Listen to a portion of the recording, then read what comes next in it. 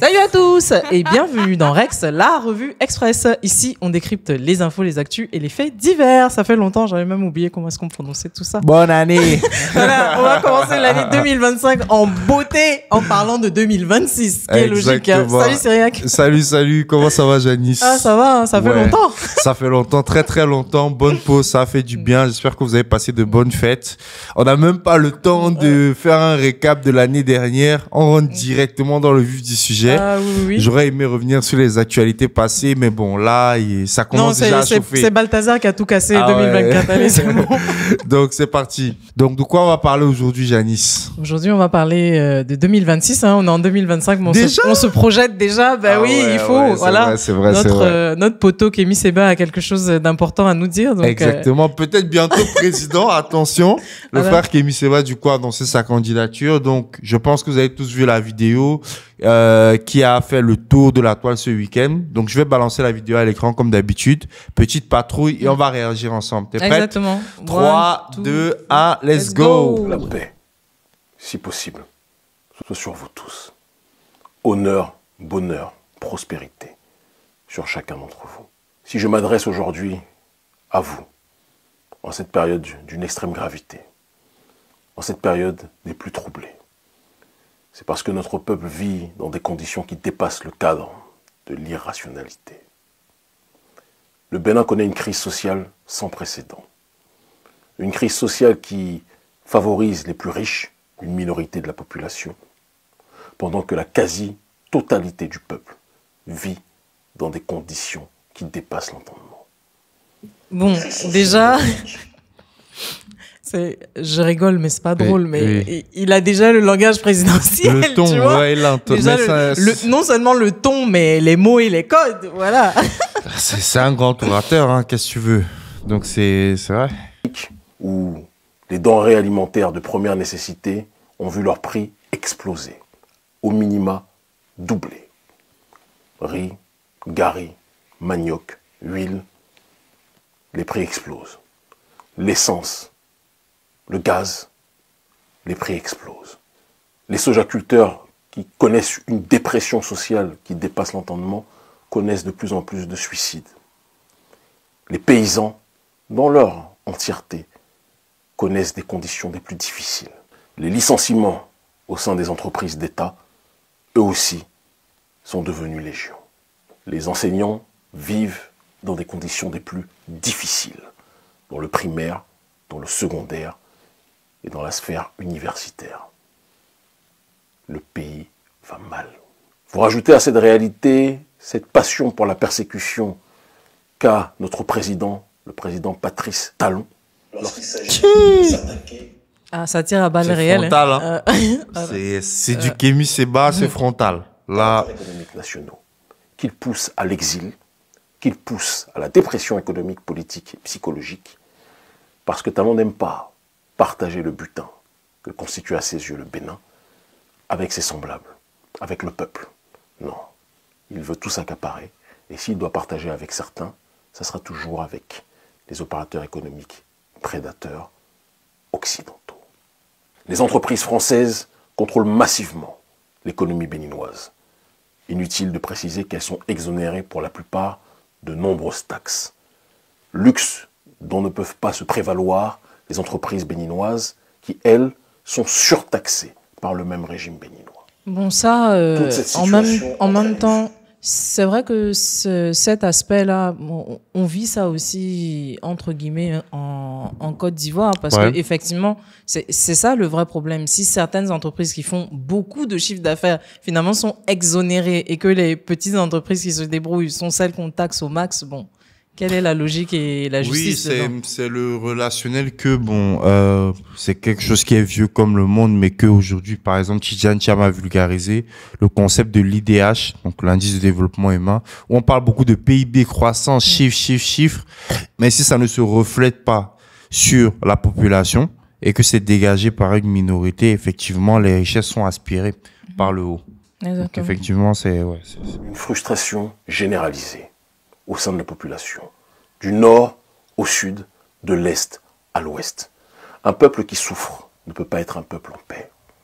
Et constater ce fait ne signifie pas appeler à la violence, mais simplement rappeler le principe élémentaire d'intelligence.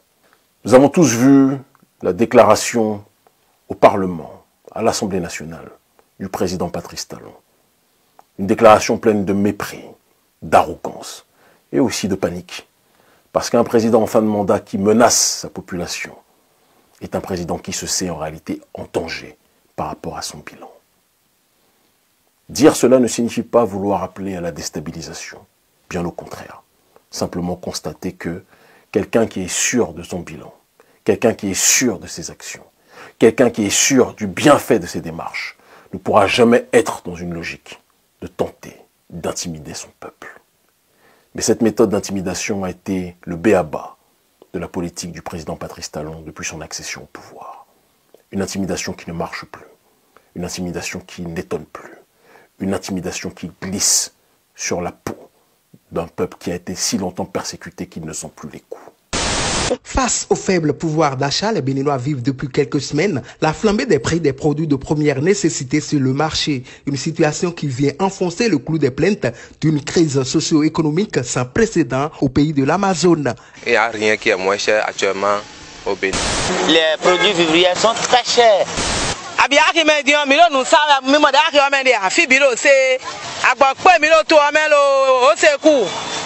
En dehors de cette morosité économique que subissent les administrés du président Patrice Talon, s'ajoute la restriction des libertés d'expression selon certains Béninois qui ont perdu confiance en la justice de leur pays.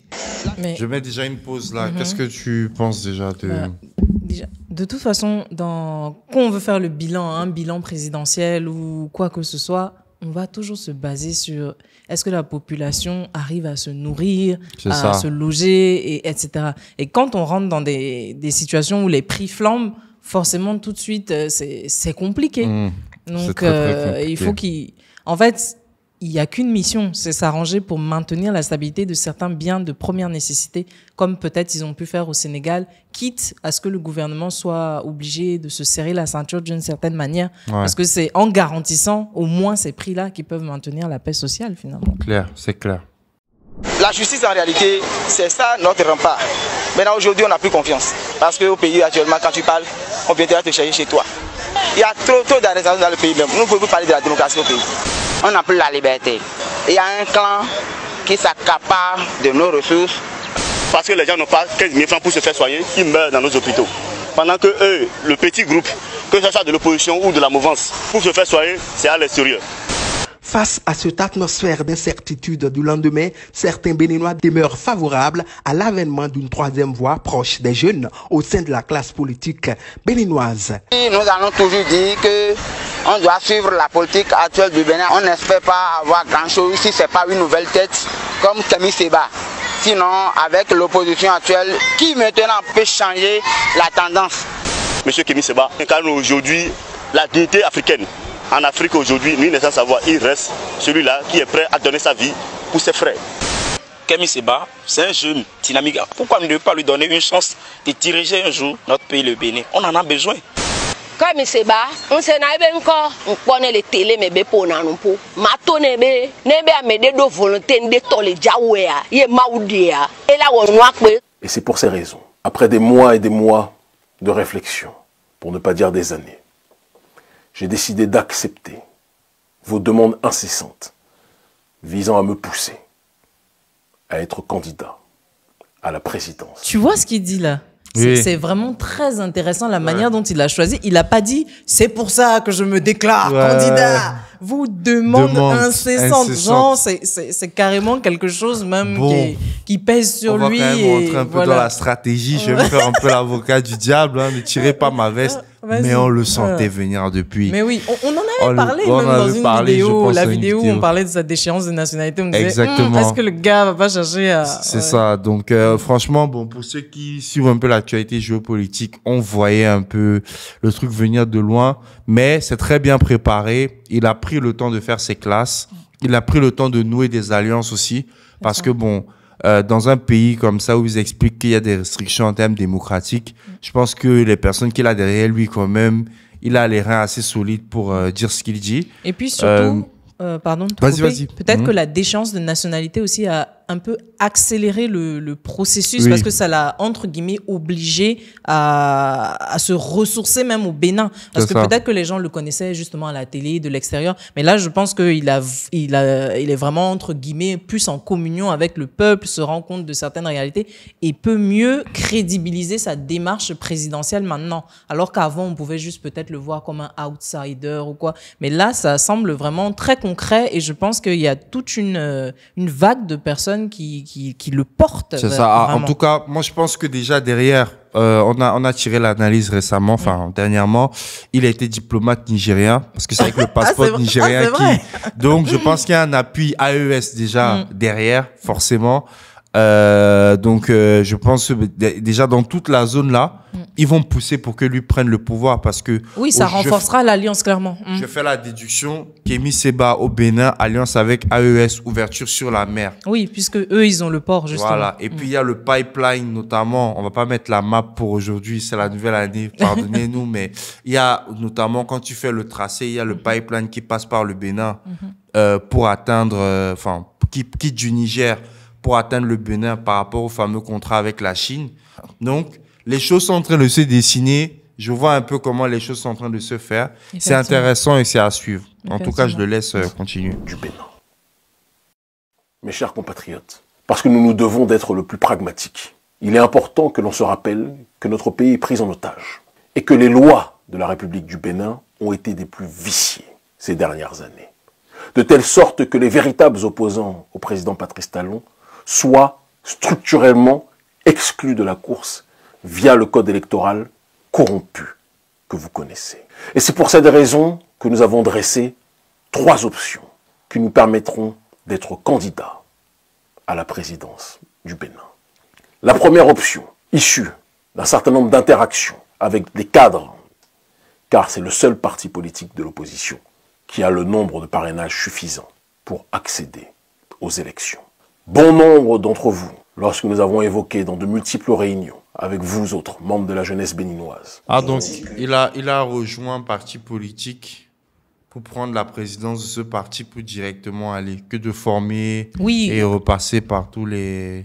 Mais en fait, il est intelligent, le monsieur. Il est intelligent parce que c'est aussi une manière de montrer que on peut tuer son ego, entre guillemets, parce que tu peux te dire, mais moi je suis Kémi Séba, je fais mon parti, qu'est-ce que tu... Non, tu rentres tranquillement dans un endroit où apparemment il semble bienvenu en plus, donc ça assure une transition d'une certaine manière. C'est intelligent. C'est intelligent. Maintenant, le revers de la médaille, d'autres diront, il est en train de collaborer toujours avec l'ancien régime. Il va leur devoir des choses après. Il va leur devoir des choses. Est-ce qu'on va pas revenir à... Certains disent une Diomaye Faye bis, etc.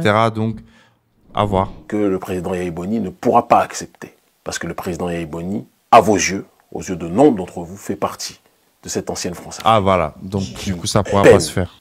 À vouloir mourir. Je vous ai répondu, et je l'ai dit aussi, dans le cadre de réunions avec des membres du bureau du Parti des démocrates, que je ne voulais pas être incarcéré dans le passé, et que je pense profondément que tout le monde peut changer. Le Parti des démocrates a une occasion historique, s'ils comprennent la nécessité de parier sur le bon poulain, de gagner les élections au premier tour. Un coup KO, coup de marteau. En fait, c'est une forme de proposition qu'il a fait. Acceptera cette main tendue. Ça sera la dernière que nous lançons. Je l'ai dit à bon nombre des membres du bureau central, au sein duquel j'ai de nombreux amis. Si tel est leur choix, nous avancerons ensemble et nous libérerons le pays. La deuxième option aura pour seule et unique fonction de constituer une véritable coalition, bien plus large que celle qui existe actuellement, visant à exiger une réforme du code électoral pour que tout le monde puisse candidater à l'élection présidentielle au Bénin.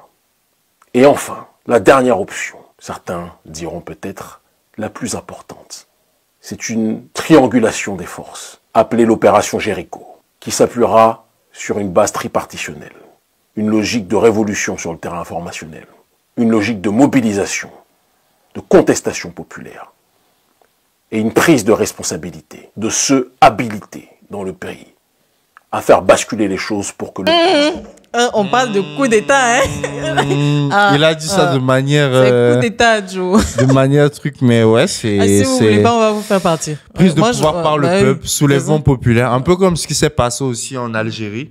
Quand Bouteflika est parti, il n'avait pas d'autre choix. Tout le pays s'est levé en même temps. Jusqu'à la femme de ménage s'est levée, il n'avait plus le choix. Donc, ouais, pourquoi pas. Et aussi soulèvement militaire, les casernes, etc.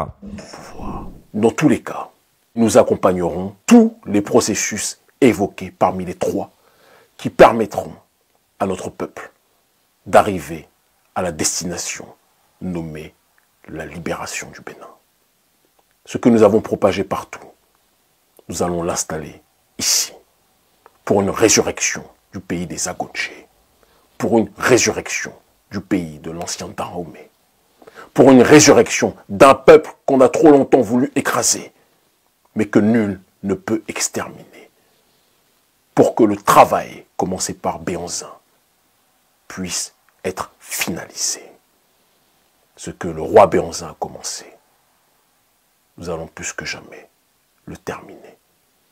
Le Bénin libre ou la mort, nous vaincrons. Il a utilisé des mots forts pour la fin. Ouais, les mots très, les gars sont bons en storytelling, hein, comme tu constates. Ouais, voilà. Très fort. On reprend les personnages clés et forts de l'histoire, un peu comme on ferait au Burkina avec Sankara, et puis on...